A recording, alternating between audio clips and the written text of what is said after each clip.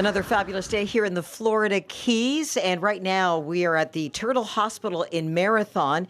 And joining me is Leah Adelmann, rehabilitation specialist. Thanks for taking the time today. Let me just start with, I'm fascinated, to say the least. Can you give me a little bit of background, some history on what this hospital is all about? So this hospital is really all about the rehabilitation and release of sea turtles. We do rescues here as well. So basically, we just want to be able to spread the information from what we do to anybody that wants to come and visit the Florida Keys. So tell me, the main mission here, Leah, is what? Expand on that a bit so people can truly understand what you all do. So rescue, rehab, and then release. So in general, we want to make sure that any turtle that is in distress can be helped here in the Florida Keys. We cover all the Florida Keys and even into areas of the Everglades. So in general, we just want to make sure any turtle in distress can be rescued and then brought here, and that can be for several different periods of time. And then we will release them as well back around the areas that they're found. And then overall, during their time of rehabilitation, we have people that are able to visit all day and every day, including the holidays, so that they can see the progress of the turtles themselves. Leah, what's causing this distress for the turtles? What are we doing wrong here? So there's several reasons why a sea turtle might come into rehab. So there's one thing being boat strikes. So obviously the Florida Keys is beautiful and people love to go boating all day, every day. So in general, that is something we do see, because a lot of times when people are boating, they don't even realize that sea turtles might be in the area or at the surface. Another thing we might see is even fishing incidences. So fishing hooks, a lot of sea turtles like seafood. So when you use bait, they want that bait as well. So they might get a hook in their throat, or even get injured from just entanglements like the lines wrapping around their flippers as well. Now, do you get funding from the? How does the money work here? Yeah, so we are a nonprofit, and we've been that way ever since Hurricane Irma in the 1980s. So luckily, all the tours that come in are also funding us as well.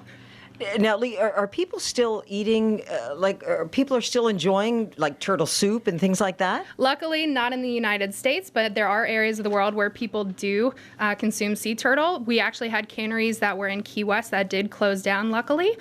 So that's something in the United States we don't face.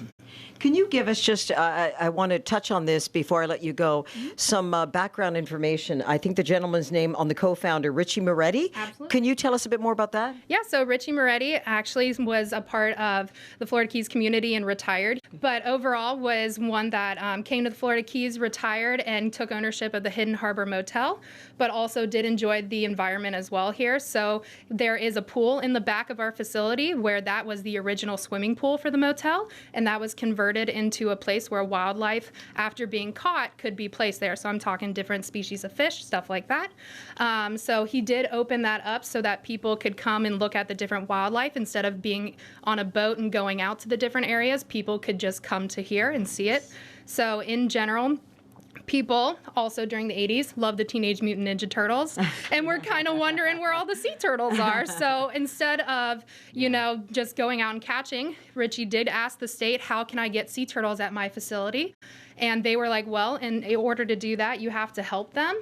And by helping them, that means rehabilitating them. Wow. So in general, he was like, all right, I want to not only help the sea turtles, but I want to expose them to the people that visit the Keys as well. So we've been doing that ever since. Wow. Now, I know we're going to be taking a tour shortly. Can you tell me offhand, how old is the oldest turtle? Do you have a really old turtle here? So we do have Hanson Bowie, and she is over 300 pounds. What's her name? Hanson Bowie. Hanson. Now, you named her that, did you? No. No, she told you that, I guess.